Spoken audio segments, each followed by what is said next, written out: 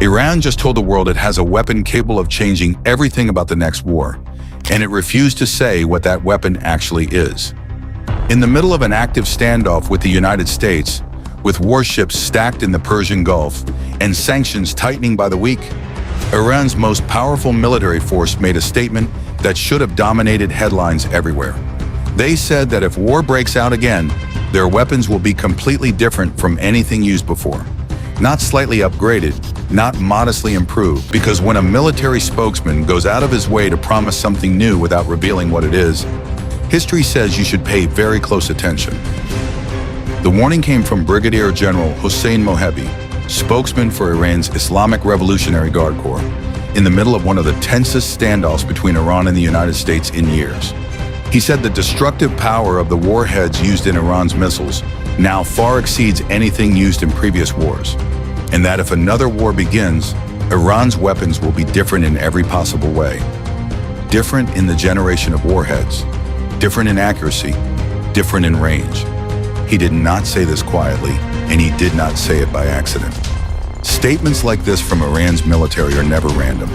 They are calculated, timed, and released for a reason, especially now, while ceasefire talks have collapsed and Iran's economy is under the heaviest pressure it has faced in years. Which raises the real question: why would Iran choose this exact moment, while under economic siege, while diplomatic talks are frozen, to remind the world that it is building something new? Unless the timing itself is the message. Iran has done this before, and every time the world underestimated it until it was too late to ignore. For years, Western analysts assumed Iran's missile program was crude, regional, and limited to older Soviet-era designs. Then Iran began unveiling what it called missile cities, vast underground bases. Iran kept announcing capabilities before conflicts, not after them, almost like a warning shot fired with words instead of weapons. And now that same pattern is repeating, except this time the warning is vaguer, more open-ended, and far more unsettling, because it does not describe a missile or a range or a speed. It simply says everything will be different. Intelligence has only partial information about, and one that Iran is choosing to hint at rather than reveal, because sometimes the fear of the unknown is more powerful than the weapon itself.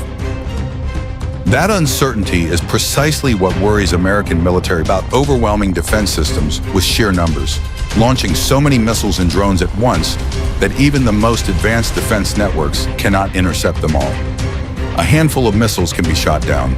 Hundreds, launched in coordinated waves from multiple directions, cannot always be stopped, especially when some are decoys designed purely to confuse radar and drain interceptor missiles that cost far more than the weapons they are shooting down.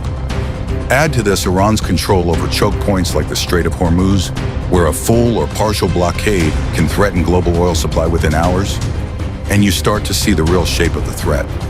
It was never about a single miracle weapon. It has always been about combining multiple pressures at once, military, economic, and psychological, until the cost of continuing the war becomes harder to justify than the cost of stepping back. This is why the timing of Iran's warning matters just as much as the words themselves.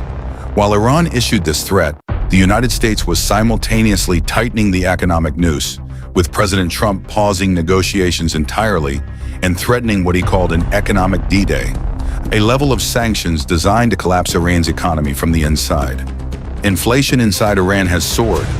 Basic food has become a luxury for many families, and markets that were once crowded are now nearly empty. On paper, Iran looks weaker than it has in years, but Iran's own officials have said something telling in response, arguing that the pressure Washington is applying is not a sign of strength, but a sign of desperation. A strategy repeated because previous strategies failed. And here is where the pieces start to connect. Iran is economically strained, diplomatically isolated, and facing renewed threats of military action. Yet at this exact moment, its military chose to project confidence rather than weakness, hinting at new weapons instead of pleading for negotiations. That is not the behavior of a country preparing to surrender. It is the behavior of a country trying to convince its enemy that any renewed war will cost far more than expected, at the exact moment its enemy is deciding whether that cost is worth paying. So what is the weapon Iran says will change everything? The truth is, it may not be one single weapon at all. It could be a new generation of warheads with far greater precision. It could be an expanded version of the hypersonic technology already hinted at with the Fatta missile. It could be new drone swarm capabilities designed to overwhelm air defense systems that have never faced this scale of attack. Or it could be something Western intelligence has not yet identified at all, hidden inside one of Iran's underground missile cities, waiting to be revealed only if war actually resumes. But the deeper truth is that the specific weapon may not even be the point. The real weapon is the uncertainty itself. By refusing to say exactly what has changed, Iran forces the United States and its allies to prepare for every possibility at once, stretching intelligence resources thin and injecting hesitation into every military decision that follows. A named weapon can be studied, countered, and defended against. An unnamed one lives in the imagination. And imagination, when fueled by a track record of real surprises, is often more paralyzing than certainty. This is why Iran did not release blueprints or demonstrations. It released a sentence deliberately vague, deliberately confident, timed perfectly to a moment when war could restart at any point. Because in modern warfare, sometimes the most dangerous weapon is not the one you can see coming. It is the one your enemy has convinced you might already exist.